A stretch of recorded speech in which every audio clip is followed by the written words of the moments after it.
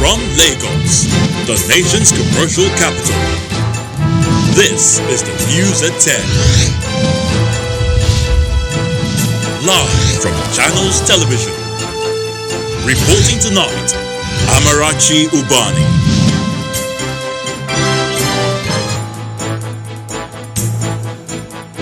Tonight, organized labor holds nationwide protest against proposed bill seeking removal of minimum wage from the exclusive list. Kaduna State Governor Nasir El-Rufai insists he will not negotiate with bandits nor grant them amnesty, says over 900 people killed in 2020 alone. More states and governors receive COVID-19 vaccines as they encourage others to enroll for inoculation. And U.S. President Joe Biden's $1.9 trillion COVID-19 relief bill passes Congress. For sports, business, and later, international news from our London studios. On business news tonight, Nigerian Stock Exchange becomes publicly listed company after receiving final regulatory approvals of the mutualization process. On sports news tonight, Enyimba kick off their campaign in the group stage of the CAF Confederation Cup with a vital win against Libyan side Al Ahly Benghazi in Aba. From Abuja, Economic and Financial Crimes Commission, EFCC, uncovers 70 billion naira fuel subsidies fraud, threatens to arrest more suspects.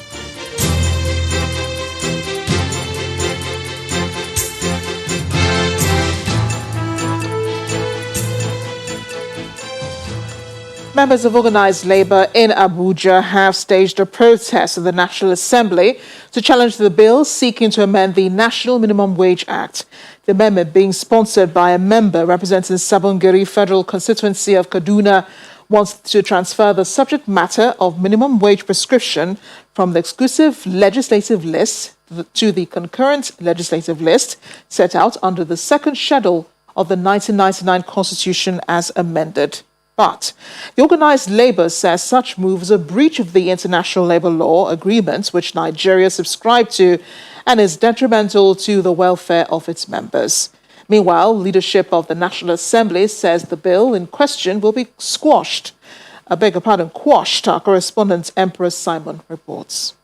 The Unity Fountain in Abuja is the venue for the takeoff of the protest, and members of the organized labor converge one after the other as early as 7 in the morning.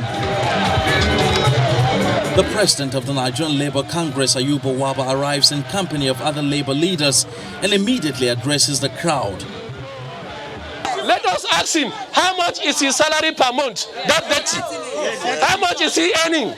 We are told, and nobody have controverted this fact, they are collecting 13 million per month. How can he, in his right senses, now say that 30,000, the current minimum wage, is too much for Nigerian workers? Can we say shame to him? Shame! Certainly Nigerian workers are not happy. He must withdraw that bill with immediate effect. From there, the protesters marched through the street of Abuja, carrying placards with different inscriptions that express their concerns. They arrived at the gate of the National Assembly and forcefully pushed their way through the gate, defying all attempts by security personnel to stop them. The Deputy Chief Whip of the Senate meets the protesters halfway and tried to engage them, but they will not yield, insisting they must get to the assembly complex. In front of the complex, the NLC and TUC presidents reiterate their concerns as they present the letter of their protests to representatives of both the Senate and the House of Representatives, who assure them that their grievances will be addressed.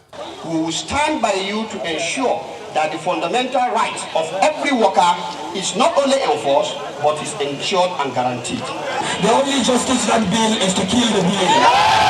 With those words of assurance, the protesters disperse one after the other, but the NLC says it's not going to sleep unless the matter is laid to rest. The big question that is on the mind of many Nigerians is how soon would we begin to see the implementation of the national minimum wage, especially in many of the states where payment of the minimum wage is still a big issue.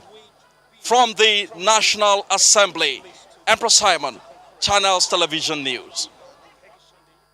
Apart from Abuja, Labour Union activists across the northern part of the country also joined the protests against the planned removal of the national minimum wage from the exclusive list. From the northwest to the northeast, the unionists took their protests to the State Houses of Assembly, where they asked lawmakers to reject the proposal. Members of the Kano State chapter of the Nigeria Labour Congress and their affiliates arriving the State House of Assembly to demand that their lawmakers reject the proposal to allow state governors to decide minimum wage. We should be peaceful. We will go and deliver our message to the Speaker and the members of the State House of Assembly. In Taraba State, the unionists were initially resisted from entering the State House of Assembly premises. However, following pressures, they were given access into the premises to submit their letters to the leadership of the State Assembly. In Katsina State, the workers marched through the streets of the state capital to the House of Assembly, where they submitted their protest letter to the Speaker of the Assembly. In Kaduna State, members of the organized labor marched along major roads in the state capital, carrying placards with various inscriptions. Singing solidarity songs, the protesters proceeded to the Kaduna State House of Assembly to register their displeasure with the proposal. The Zamfara State chapter of the Nigeria Labour Congress and the Trade Union Congress submitted their protest letter to the leadership of the State Assembly. We and the executive part of the government, we are doing everything possible to see that we come to your aid at this very important issue. Workers in Kwara marched from the Labour House to the post office, chanting solidarity songs to press home their demands. They also have an axe to grind with the state government. The Labour movement was able to meet the Excellency, the Executive Governor of Kwara State. By the time we met him, he said, as for now, they can only be able to pay level 1 to 6, which is not good to us. Because by paying level 1 to 6 without any agreement, I think the state government has violated the law, most especially the labor law. In Adamawa State, it's no different, as officials of the Nigeria Labour Congress and their affiliates expressed their displeasure with the proposal. Members of the organized labor in Sokoto also took their protest to the State House of Assembly, where they told the state lawmakers that they would resist any attempt to allow state governors to decide minimum wage for workers. Victoria! I want to greet everybody, and I want you to pull your temper. We asked to be let in here. This happened earlier in Lagos. Workers in the commercial city, also in solidarity with their counterparts across the country, they hit the streets to vent their disapproval with the proposed removal of the minimum wage from the exclusive list to the concurrent list. They're promising to continue the action until the lawmakers listen to them.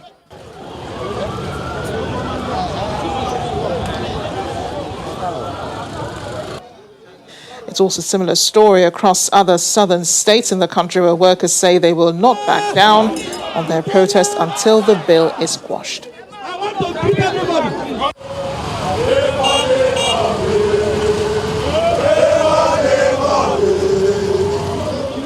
Members of the organized labor in Bayelsa State taking to the streets of Yenagoa. They're joining the national action against the proposed legislation to remove the minimum wage payment from the exclusive to the concurrent list. Their visit to the State House of Assembly is not in vain, as they get a promise of support. We are here to make laws that will improve the lives of Bayelsans. And as soon as such a bill gets our assembly, definitely we will do the needful. I want to encourage them to go about their protest in a very peaceful and lawful manner. Policemen joined the protesters in Delta State as they marched their way to the State Assembly. They want the federal government to focus on other matters. Why are we not making laws to develop our people?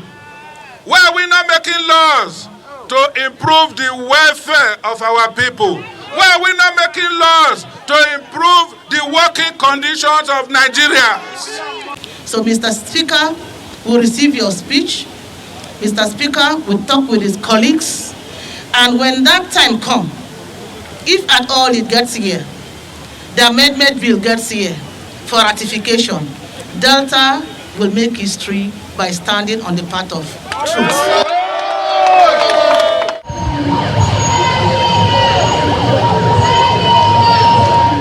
Armed with placards showing their demand, the Labour members march in the streets of Ibadan, the Oyo State capital, to demonstrate their displeasure with the bill.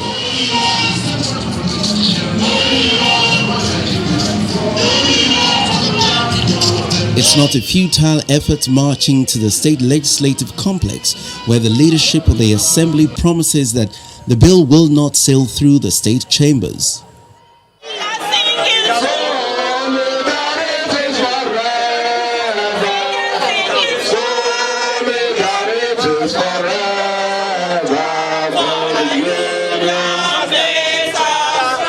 In Ogun State, the protesters marched through Abeokuta, the state capital. They promised to oppose any attempts to decentralize the minimum wage. The days to come will determine if these reactions will affect the passage or rejection of the bill. In other news, a senior lawyer and rights activist, Mr. Femi Falana, has disagreed with the federal government's plans to plough the recovered assets of £4.2 million into some federal projects. Mr. Falana argues that the money should go into the coffers of the Delta State government based on the international law that the victim should be compensated. He was guest on our program, Politics Today. The British government cannot dictate to Delta State what to do with its own money. That is the prerogative of the House of Assembly of that state to appropriate the money that has been paid back into the account of that state, haven't been recovered in the United Kingdom. That's the law. In fact, the trial judge in these cases, the trial judges, in fact, one of them express agony, disappointment with the fact that this huge money has left the poverty-stricken state, Delta State in the Niger Delta region. The court said that. It didn't say, oh, this money belongs to the federal government. So, I mean, the federal government, as I said, should be commended for pursuing this matter. So, should the federal government go ahead and spend this money legally, what will happen?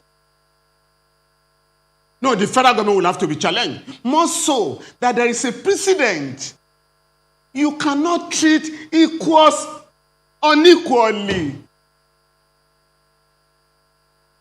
Meanwhile, the House of Representatives is calling on the federal government to ensure that the £4.2 million loot recovered from former Delta State Governor James Ibori be returned to Delta State.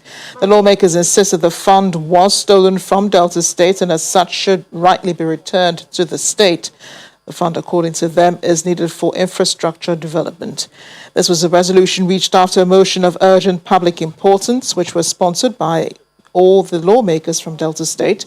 Meanwhile, the lawmakers insist the total money recovered is £6.2 million and not £4.2 million as is being reported. The House is also asking the Federal Ministry of Finance and the Attorney General of the Federation to furnish them with all particulars relating to the recovered money. In part two, after the break, Kaduna State Governor Nasir El-Rufai insists he will not negotiate with bandits nor grant them amnesty. Says over 900 people have been killed in 2020 alone. Stay with us.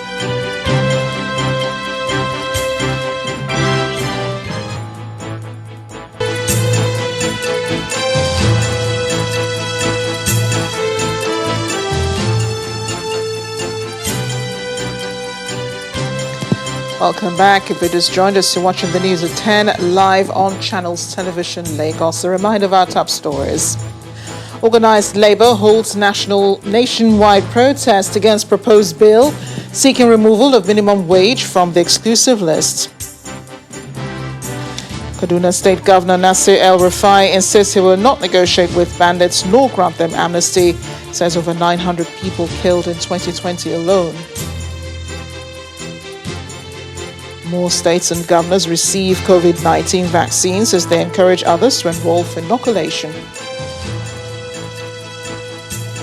And US President Joe Biden's $1.9 trillion COVID-19 relief bill passes Congress.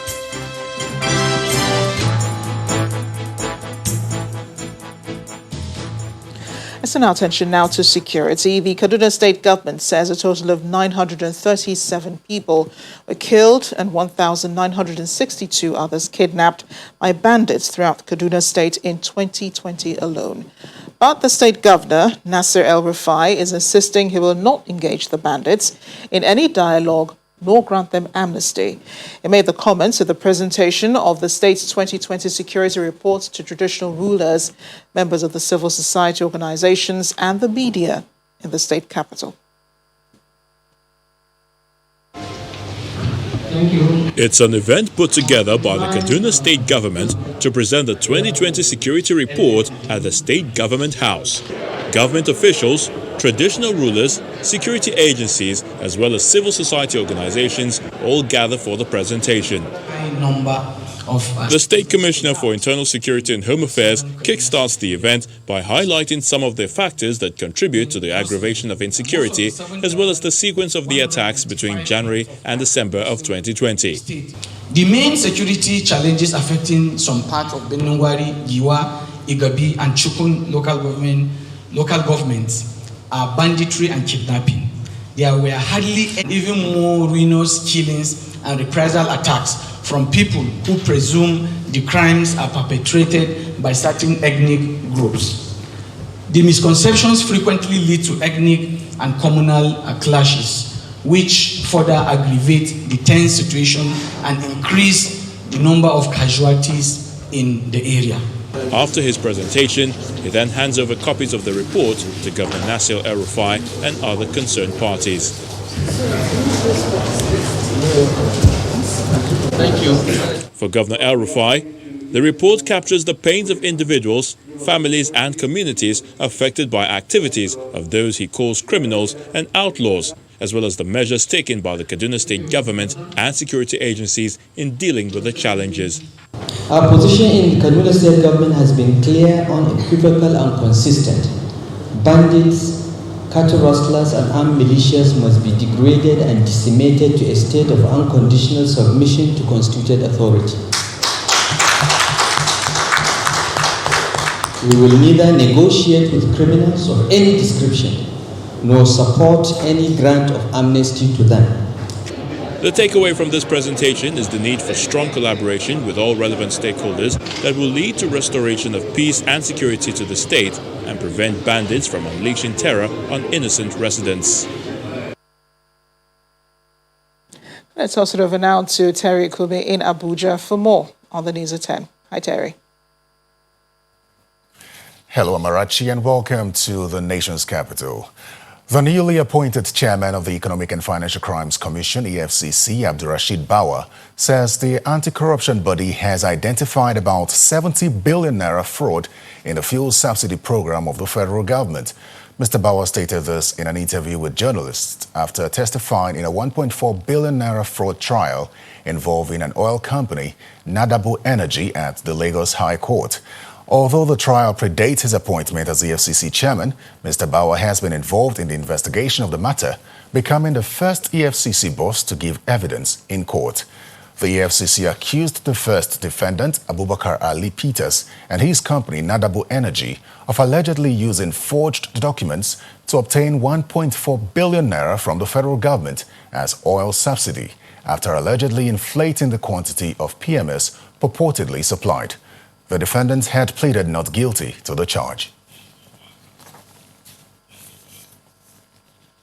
This is, I don't want to talk about the facts of the matter because it's going to be, it's in court, it's sub judice for me to discuss.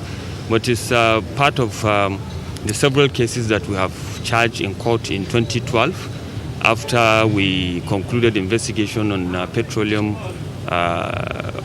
subsidy fraud-related cases. As you are aware that even last week we secured conviction of Pago Petroleum Limited as being promoted by one Mr. Oluwasegun Ogunbambo.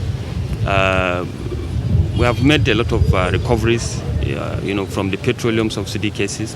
I think we have identified fraud of about 70 billion, and as at now we have recovered over 20 billion from such, cases. But criminal trials, of course, is being dictated by the statutes, the procedural laws, the Evidence Act, etc. I myself in this case, I have been in the witness box in the last 5 years. But the trial is ongoing, and I believe, justice will be served at the end of the trial.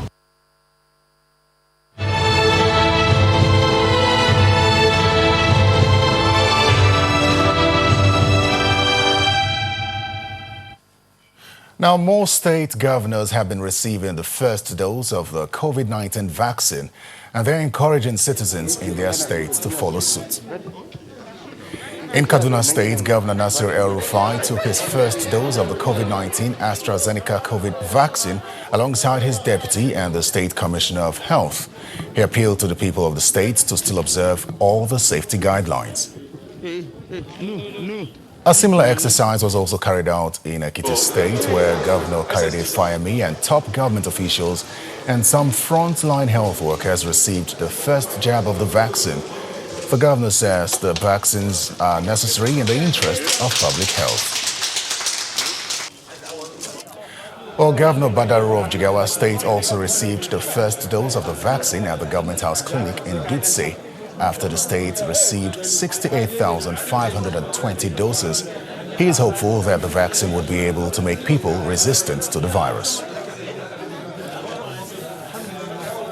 And Governor Oluwarotimi Akeredolu also shares the same belief as he takes the first dose of the vaccine alongside his deputy, some top government officials, and traditional rulers in Akure, the state capital.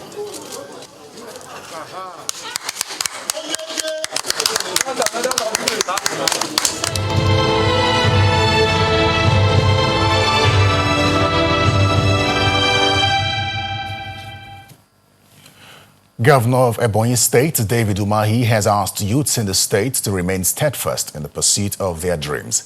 He made the comments at the end of the Ebonyi and SARS Youth Summit, which brought together youths from the 13 local government areas of the state. The governor says the summit serves as an avenue to inculcate right values aimed at making them better citizens.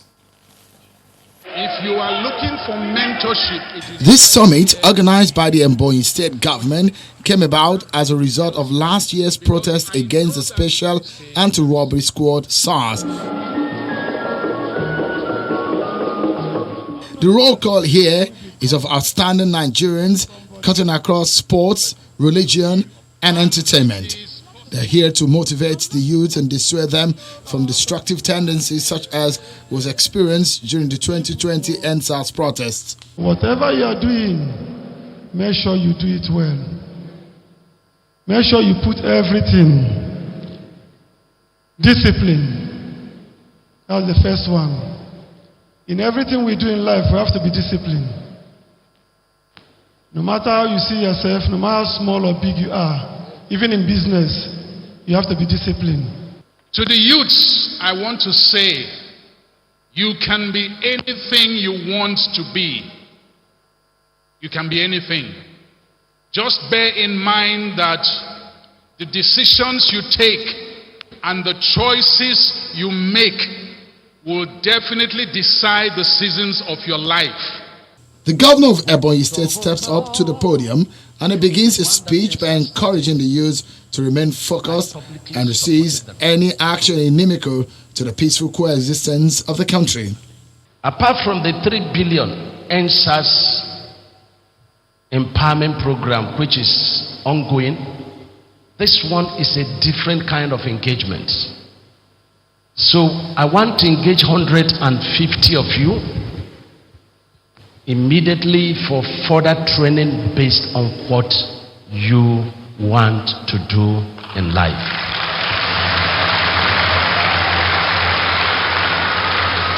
The summit is coming following a directive by President Buhari for state governors to engage with youths across the country and give them an opportunity to air their concerns and find ways of addressing them to avert youth restiveness in the future.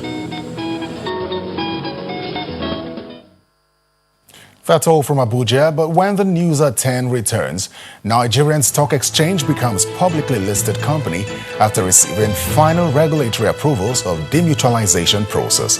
That's on Business News. Stay with us.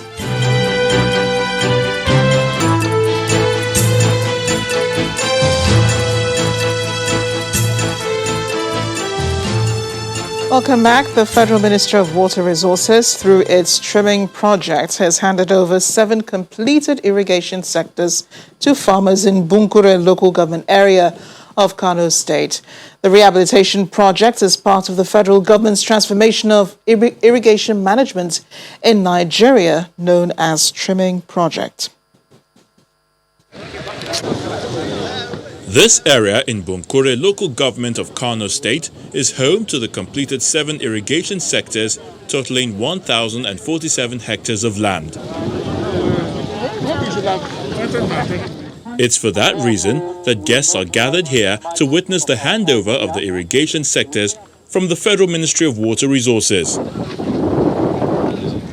There's the Kano River Irrigation and Hadejia Valley Irrigation Project, with the former having the capacity of irrigating 22,000 hectares, out of which 15,000 has been developed through the trimming intervention. National Coordinator of the Transformation of Irrigation Management in Nigeria, or Trimming Project, speaks on this development. The most advantaged occupation, you can engage rural dwellers for food sufficiency, food security, and employment generation is irrigation.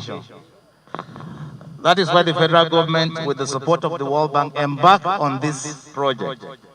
Initially to cost 18 billion, but we expanded the scope to include the works on the tertiary canals, which took it to 23 billion naira. So this is a work of 23 billion naira ongoing. Located within the Hadejia Jamare Basin, the rehabilitation of Kano River Irrigation Scheme, when completed, will have 14,400 hectares fully irrigated.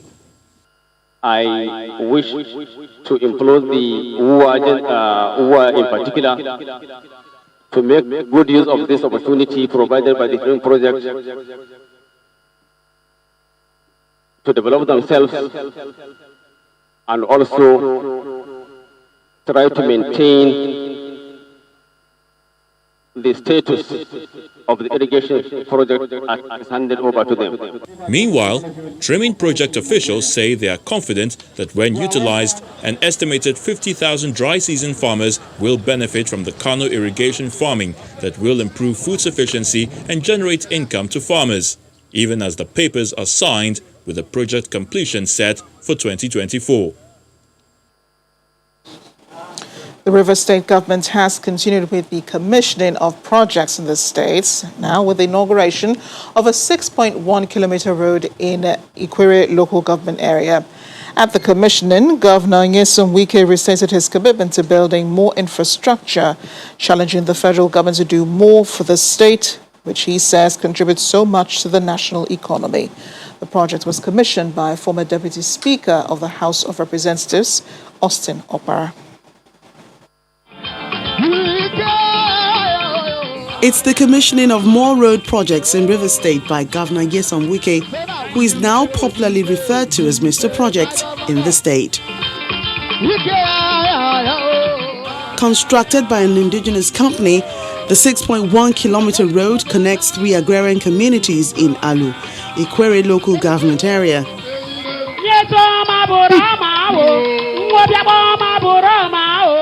The inauguration eventually turns to a carnival of sort as the governor, known for his love for traditional wrestling, displays the Ekelele dance steps.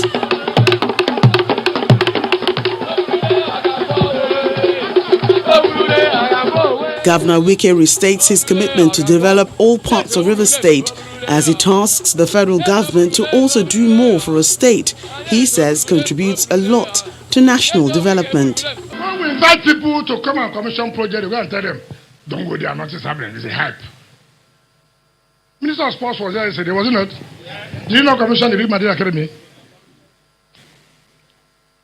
Minister of Works was there to commission Rebisi Flavor, was he not? That was Tuesday hype, is a 3D. Quack also commissioned Rumor Flavor, is a hype, is it not?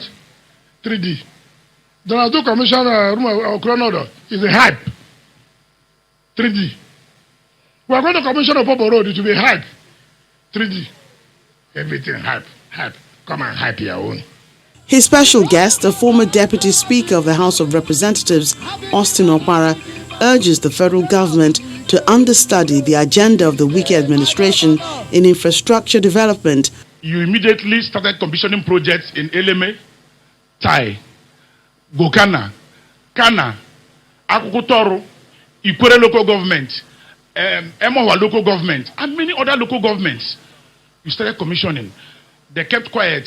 They said, oh no, you are using multinationals, Julius Berger, CCCC, ROCC. Yesterday we commissioned project. It was done by a local contractor. The one we are doing today is built by a local contractor. So you move into different sectors. You have so surprised your critics that they've given up.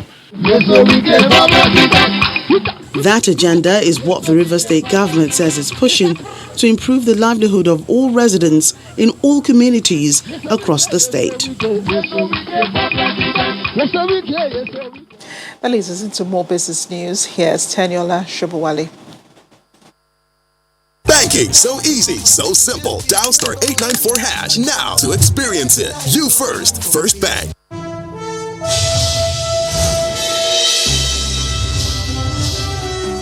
Thanks a lot, Amarachi. Welcome to Business News. The Nigerian Stock Exchange has completed its demutualization plan as the exchange has received final approvals from the Securities and Exchange Commission and Corporate Affairs Commission, respectively. Under the demutualization plan, a new non-operating holding company, the Nigerian Exchange Group PLC, has been created with 3 operating subsidiaries, namely Nigerian Exchange Limited, which will be the operating exchange, NGX Regulation Limited, which will serve as the independent regulation company, and NGX Real Estate Limited, the real estate company.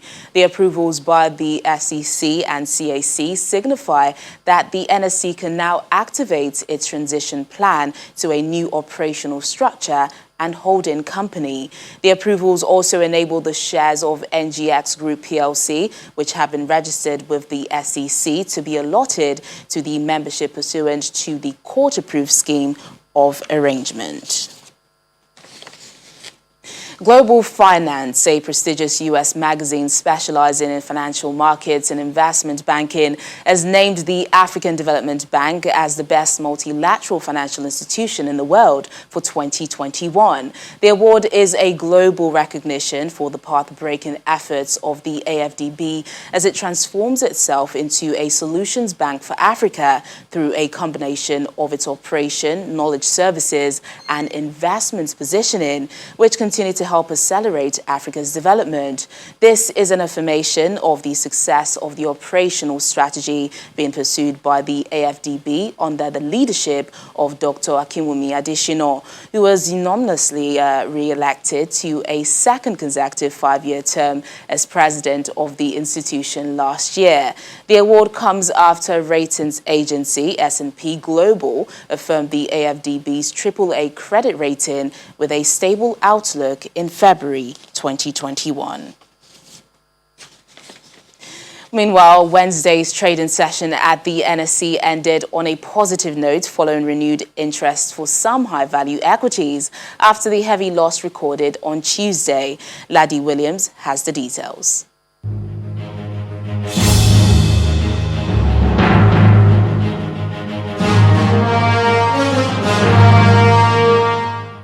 Hello, welcome to the Stock Market Report. It's midweek trading and we seem to be having a back and forth movement in the market as the bourse ended in the green by a moderate margin on the day the NSE gets approval to become a publicly listed company on its own exchange.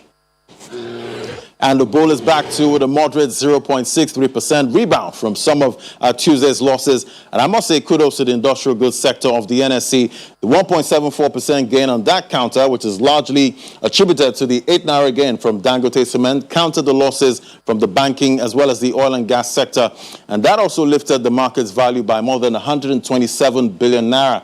Let's look at the activity chart. Today's volume was quite lower by nearly 70%, in contrast to the previous session, as 368 million units worth 4.9 billion naira change hands in 4,437 deals. It's 2 days left is the second week of March. Uncertainty and caution is on the minds of investors. But with more earning results in focus, we can only keep our fingers crossed for the outcome. And that's the Stock Market Report. It's back to you.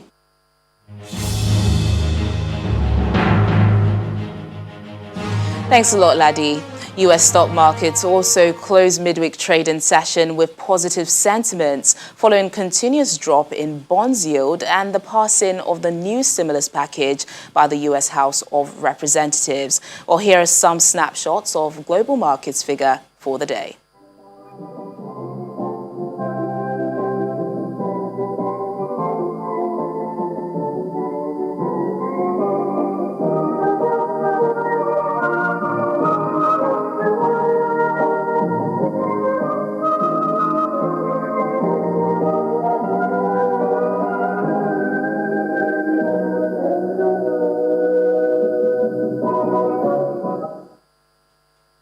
And that's Business News Tonight. I'm Teniola Shobowale. It's back to you, Amarachi. Banking so easy, so simple. Dial *894# now to experience it. You first, First Bank. Thanks a lot, Teniola. Still ahead on the news at 10, U.S. House of Representatives set to approve a massive economic aid plan by President Joe Biden, despite lack of support from Republicans. But the president's $1.9 trillion COVID-19 relief bill passes Congress. We'll have more also from our London studios. Stay with us.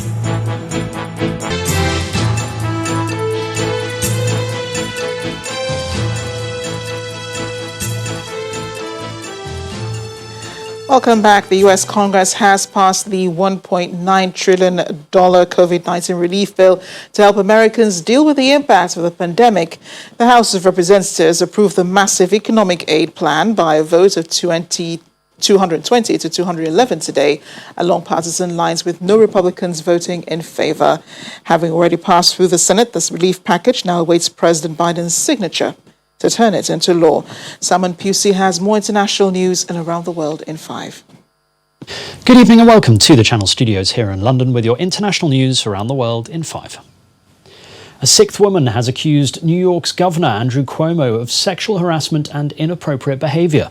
The aide has accused the governor of inappropriately touching her late last year in the executive mansion in Albany. The accusation comes as Mr. Cuomo, a third-term Democrat, faces calls for his resignation, including from the Democratic leader of the state Senate. I never touched anyone inappropriately. The governor has so far denied all the allegations and has said he would not immediately step down. The New York Attorney General is currently investigating his conduct. An official from deposed Myanmar leader Aung San Suu Kyi's National League for Democracy Party has died in custody after he was arrested on Tuesday. He is the second party figure to die in detention in almost as many days. Meanwhile, security forces have been cracking down with increasing force on the daily nationwide protests. People can be seen jumping over barricades and scrambling to take shelter after shots were fired. Reports have also emerged that according to police rules, protesters should either be stopped by rubber bullets or shot below the knees. Security forces have been accused of killing more than 50 people in the protests so far. It's been reported that Meghan Markle, the Duchess of Sussex, formally complained after a presenter on ITV's Good Morning Britain claimed he didn't believe a word of her highly controversial interview. I'm sickened by what I've just had to watch. Ofcom is investigating comments made by Piers Morgan after receiving 41,000 complaints. The presenter has since quit the show after facing a huge backlash. Over 28 million people around the world have now watched the interview between Meghan and Harry and Oprah Winfrey. In a statement, Buckingham Palace have said the race issues raised by the Duke and Duchess of Sussex in their interview were concerning and taken very seriously. Health systems in most of Brazil's largest cities are close to collapse due to the overwhelming amount of COVID-19 cases. The country has registered a record daily COVID-19 deaths as more than 80% of intensive care unit beds are occupied in the capitals of 25 of Brazil's 27 states. The country has recorded more than 266,000 deaths and 11 million cases since the pandemic began. Meanwhile, the vaccination campaign is progressing slowly, as only 4.1% of the population has received the jab. Heavy rains have breached a dam on the Hawaiian island of Maui, causing floods that have damaged multiple homes and bridges. The governor has declared a state of emergency after the heavy rains and flooding caused extensive damage to a vast number of properties. Authorities have also ordered the evacuation of several thousand people from communities threatened by rising waters. Youths have clashed with police in Greece at a protest in Athens against police brutality. More than 5,000 people have marched in the capital after a video on social media showed a police officer beating a young man with a baton. Riot police fired tear gas to disperse a group of protesters that broke away from the march and hurled petrol bombs, firecrackers and rocks at officers. The protesters have also set rubbish bins on fire in the streets. Spain has sent an aid plane to Equatorial Guinea as the search for victims of a series of explosions continues for a fourth day. The flight is carrying medicines and medical supplies as the Spanish government is responding to a call for international support from President Teodoro Obiang Nguema, who can be seen at the scene of a deadly blast at a military barracks in the city of Bata that left 98 people dead. Satellite images show the extent of damage as the explosions have destroyed almost all homes and buildings in Bata. Europe's tallest active volcano, Italy's Mount Etna, has lit up the night sky once again. The southeastern crater is at the epicenter of the activity that started on February the 16th and has caused activity for the volcano 11 times in the past 3 weeks. Images show explosions, large plumes of smoke and lava fountains several kilometers high. The last major eruption of Mount Etna was in 1992. And finally, climate activists from Greenpeace have landed a paraglider on top of the European Central Bank's press centre and hung a banner accusing the bank of funding polluters. The two activists can be seen landing at the ECB building in Frankfurt and unfolding a banner saying, "Stop funding climate killers."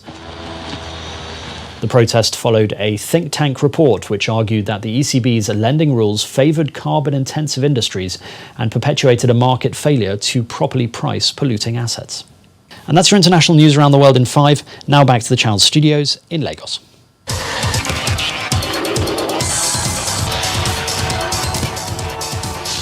Many thanks, Simon.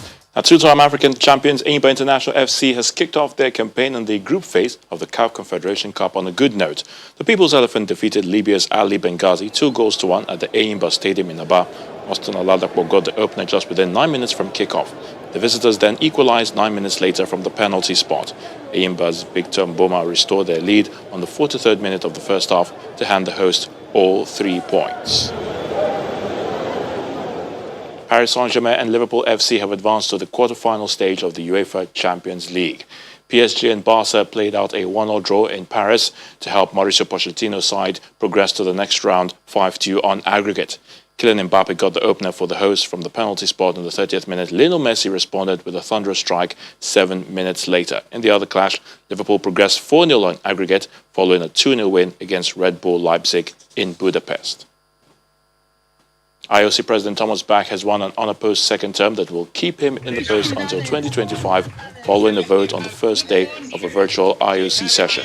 Mr. Bach received 93 of the 94 eligible votes cast in an online process.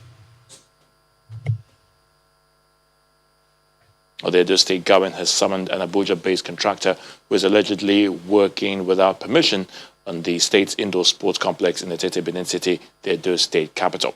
The facility, according to the chairman of the local organizing committee of the National Sports Festival and Deputy Governor of Edo State, Mr. Philip Shaibu, has been fully renovated by the state government ahead of the games.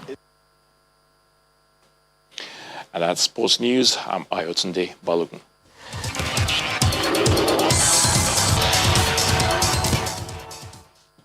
And the main news again.